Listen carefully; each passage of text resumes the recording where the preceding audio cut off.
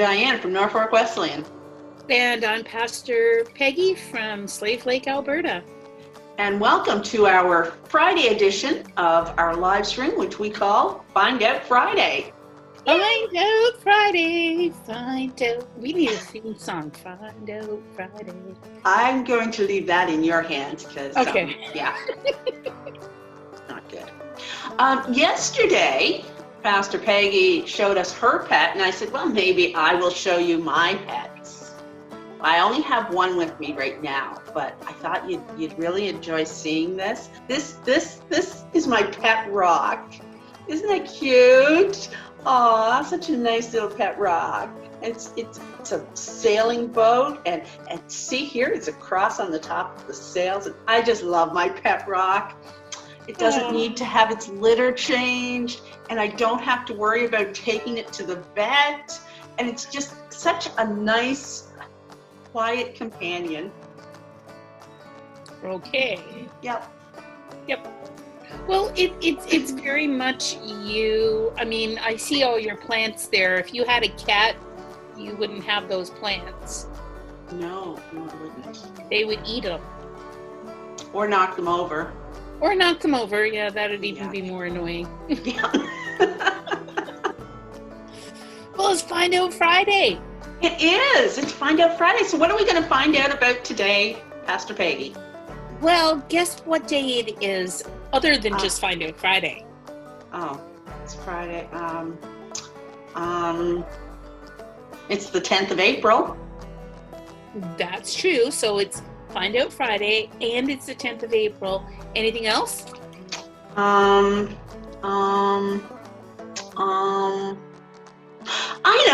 know. It's Good Friday.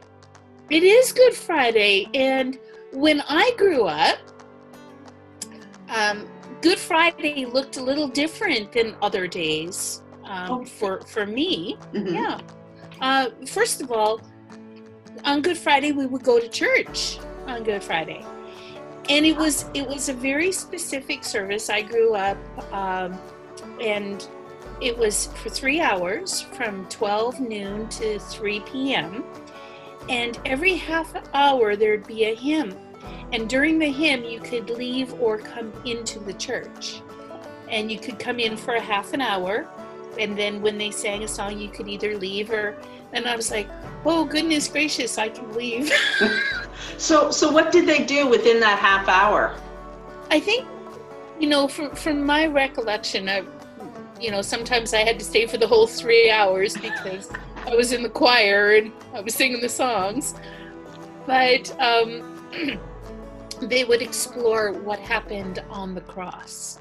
And as a child, like as an 11, 12-year-old with a day off school, that's not where my mind was focused, but it was absolutely a beautiful service. I wish I think I would appreciate it a lot more now than I did when I was 11 or 12. Yeah. As we mature, we do have a deeper appreciation for some things.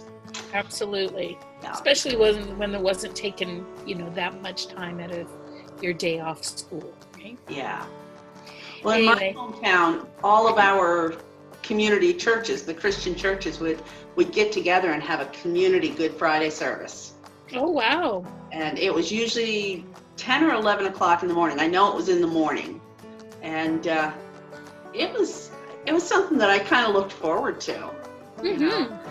Just because all the churches came together. And I really liked that. There was another tradition that we had growing up. And we could eat whatever we wanted to, anytime we wanted to, if we had it in the house, of course. But on Good Friday, we were not allowed to have meat. We could only have fish. Okay. Yeah, it's a tradition, like I grew up in Newfoundland, so I think, there's other countries that do it as well, but having a very Irish, British background, I think it's a tradition that was carried over from there. So, and being in Newfoundland, there was an abundance of fish, so It was There you easy. go.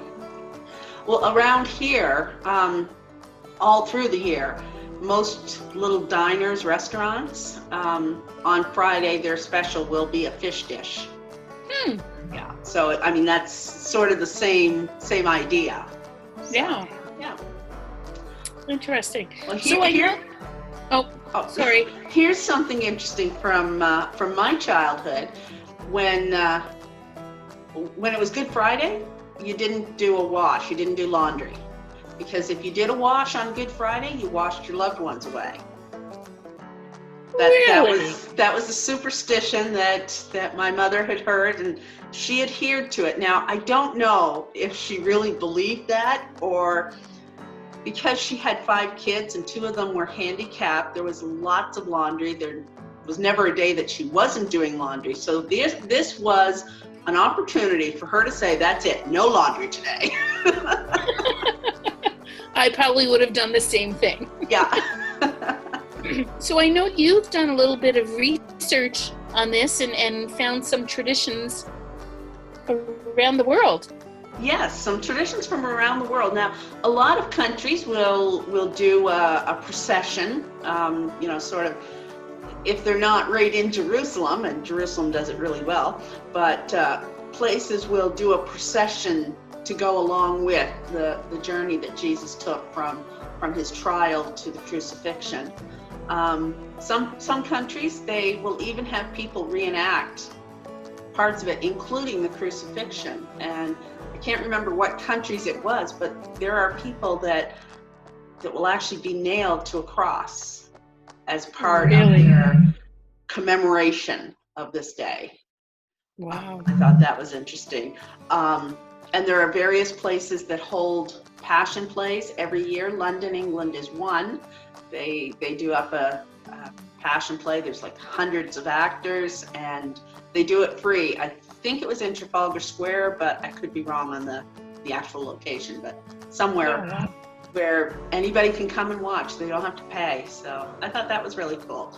So those are common things that happen in a lot of countries, but I also found a few things that are unique to specific countries. In Italy, of course, the Pope living in Vatican City, which is within Rome. In Rome, the Pope leads a procession, and it's actually a procession with torches, and the article I read said something about the torches being in the shape of a cross. So I'm not sure how they do that, but that's interesting. And the Pope comes out at the start of it, and he recites the Way of the Cross. And I meant to Google that to find out, but I'm sure it's just some sort of liturgy that if you Googled it, the Way of the Cross, you'll probably find it out, and maybe we'll even put it down in the comments for you. And a few different South American countries. El Salvador was the one that was mentioned in one article I read, but then another article said there were various ones. But they will, where they're going to have their procession, they have people make these patterns on the pavement with sawdust that has been dyed different colors.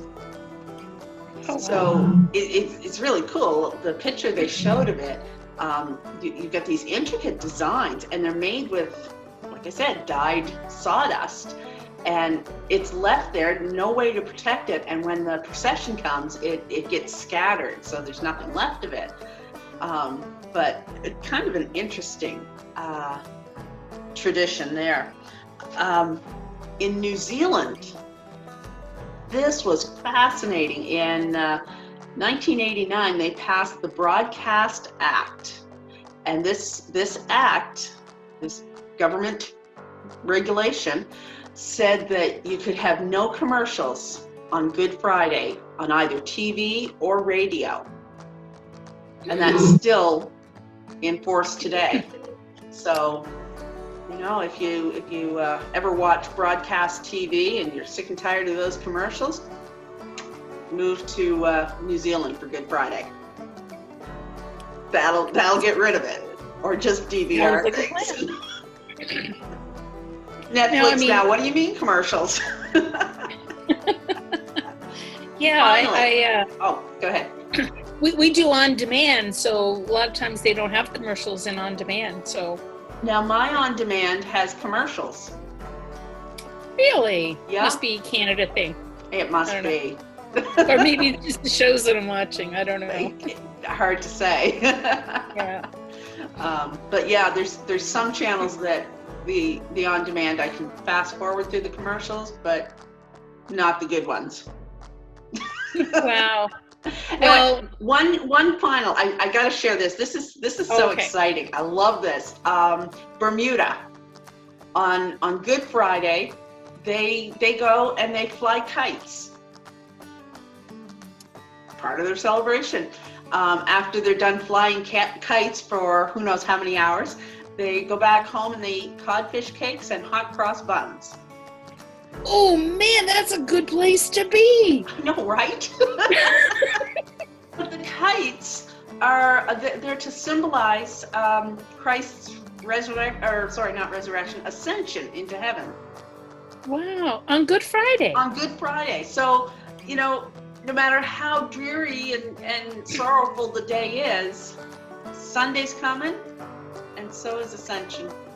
So Yeah. I thought that was really, really cool. Well, I have good news for some kids out there. Oh, I know, yeah. Just to update you, I know for sure that the Premier of Ontario has deemed the Easter Bunny an essential service. oh, Mhm. okay. So I'm sure other premiers have done that as well. I know New Zealand has done that. Really? Yeah. Wow. So But that's good. I don't think the coronavirus has jumped into that species yet, so it's probably not really an issue for the Easter Bunny, is it? Probably not. We know that the Easter Bunny will be making his rounds this year. So, and that brings us to Easter Sunday, because you just mentioned it's Friday, and as much as we look at Good Friday as being a time of reflection and mourning and Christ is dead, we have the hope of resurrection, and it brings us into Easter Sunday traditions of eggs and things like that being decorated and hidden to be found, and things like that, which is all about the resurrection of Jesus Christ. And that's what makes Good Friday good. That's It's not about the day. It's about what's coming Sunday. Yeah. Just to note that on Slave Lake Wesleyan Church's page, we're posting 20 posts from the book of Matthew. Each post is about the story of the crucifixion and the resurrection. So they'll be posted they started posting on Wednesday night, and they will finish on Sunday afternoon. So follow along with those. They're numbered 1 of 20, 2 of 20. So have a great weekend. Happy Easter. We'll see you on Tuesday for Trivia Tuesday. From Norfolk, New York, I'm Diane. And from Slave Lake, Alberta, I'm Pastor Peggy. Bye. Be safe. Be healthy. And be the church. Bye, everyone. Bye.